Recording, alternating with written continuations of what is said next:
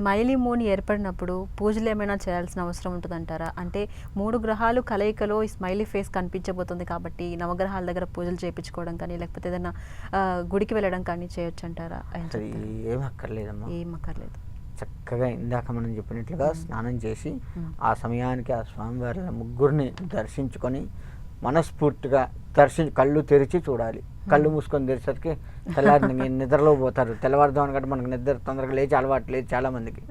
ఆయన కళ్ళు మూసుకొని నిద్ర వచ్చి కళ్ళు తెరిసేసరికి ఆయన వెళ్ళిపోయినారు ఇంకో కష్టం కదా.